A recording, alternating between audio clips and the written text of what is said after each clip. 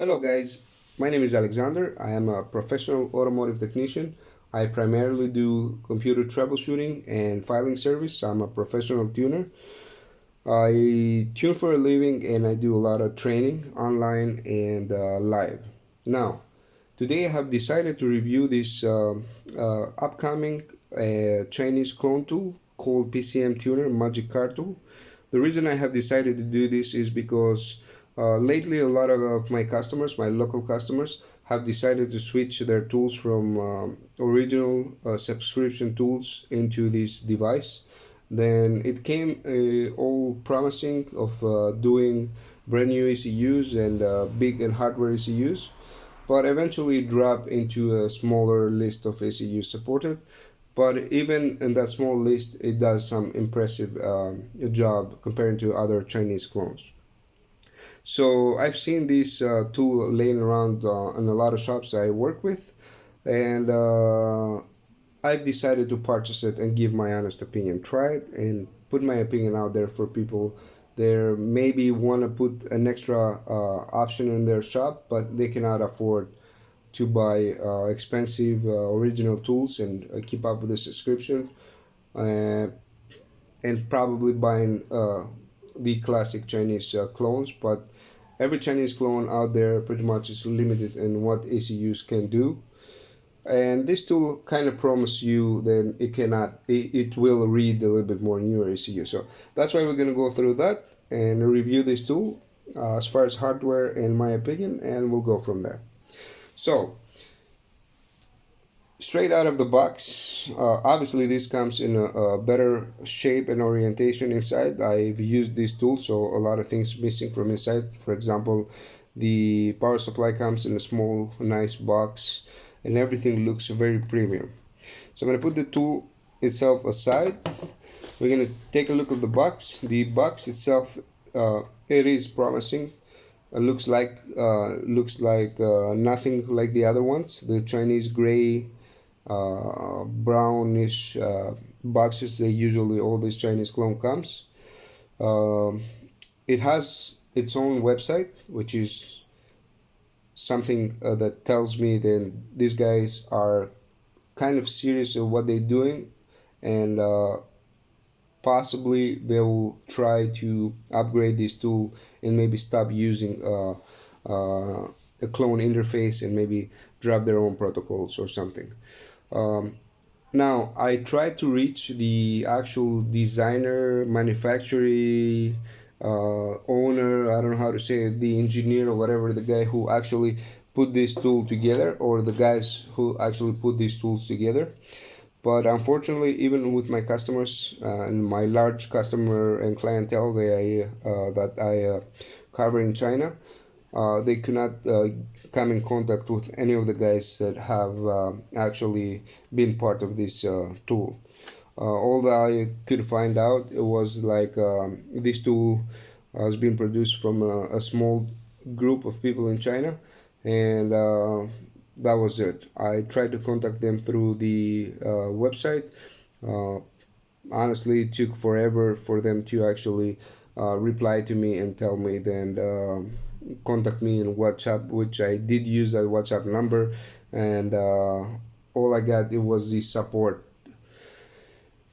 team, which you have thousands of people. Then they have purchased this tool, and honestly, it's very hard to communicate with them because of course there are a lot of complaints, or a lot of people are getting frustrated because they don't know how to use it. But once you understand how to use this tool, and everything from there, it's pretty straightforward. Now, yes, there are a lot of issues. I've seen a lot of issues. I've read a lot about this. I interact with people through the Facebook, and I see what they're posting. Yes, in the beginning, when I actually saw this on the website, the list of the cars supported was very, very huge compared to what they have now. A big part of that list has been eliminated, and I think what they did is, because they're using the PCM Flash interface, they took all the support list from the PCM Flash and they dropped it on their website, which this tool Of course, it doesn't cover everything the original actually does, but uh, it is very promising and it does a very good job. So let's start. The box itself, as I said, is a pretty premium box for the money that you pay. Nothing like the other Chinese product. They even come with their own tape with the PCM logo printed on it. This is a master version. I'm mentioning this because I think in the future they will design something else, and I'm pretty confident, even though I haven't communicated with the actual engineer of this product, that they're developing this tool, and maybe in the future they will jump on their own protocols, and they will using maybe a master and a slave version. We'll see. We'll see. Um, well pictured the tool outside. Uh, this is a nice printed label. It doesn't come out if you rub it. If we open this up, in the box we'll have our power supply. This is by far the best Chinese delivered power supply with a device like this. We all seen these Chinese product, what type of power supplies they're supplying with their product, and this is close to what you will get into an original tool. Now, if you compare this with the Magic Motorsport power supply, of course, the Magic Motorsport it's a little bit bigger and it has a lot more weight into it, but this one it kind of looks like a premium product. It says here is a 12 volts and it has an output of 2 amps, which is pretty good for your typical ECUs. Now, if you're using some ECUs, then they draw higher amperage. You will have to use some type of external power supply. It comes with a USB cable, classic USB cable. Here we'll see the bench boot mode harness.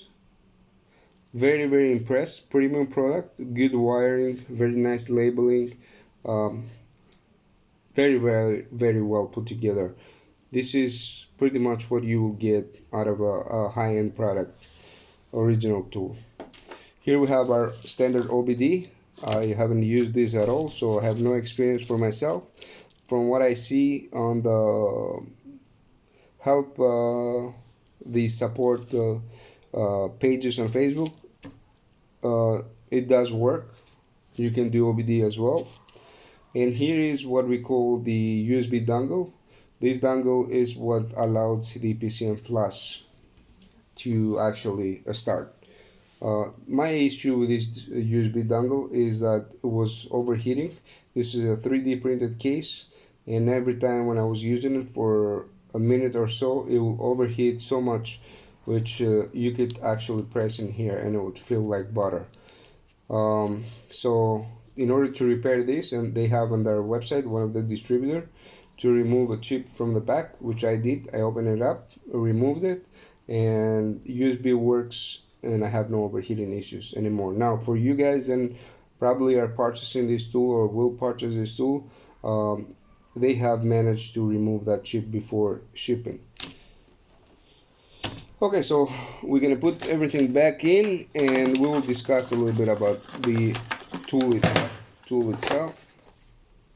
So this is a tool, once again, very high-end premium product. Looking at the actual PCB does not match with any other clone, so it's or other device. Externally kind of looks something like the PCMtuner, the auto tuner, but overall this is a very well put together tool. Very nice PCB, well soldered, everything inside is very good put together, very nice finish. Here we have our bench boot connection and our OBD connection, and on this side we have our power supply, USB. All the LEDs are recessed in the PCB, very nice, well premiumly put together. And here we have a future Ethernet connection for possibly something it's coming in the future. Now keep in mind, if you do connect this on your USB and on your computer, this device will not power up on 5 volts, so you'll need the power supply to power up. So if you do connect this straight with the USB and you don't get any recognition, don't worry, you just need your power supply. Okay, so let's put my opinion out there and if it's worth for you guys to buy it. And my opinion is, and so far I've used it on many ECUs. And what I say with many ECUs is I have a lot of backup ECUs because I resell them and most of the time as a plug and play, or I have it backup in case if something happens, or maybe my customers are requesting an ECU for cloning, and I have a huge backup of ECUs. So I never used this in my customer's car, but all my customers that they actually sending me files, they're using on their customer's car. So it's pretty much the same thing. They do use this device on those cars. They send me the files. I tune them and send them back. They reflash it. We never had any issues. All the ECUs I read so far, I haven't had any issue. And the ECUs I've done, there were many EDC 17s. I've done EDC 17 CP from Volkswagen T5, T6. I've done EDC 17 C10 from a Ford Fiesta 1.5 diesel with no issues, read and write.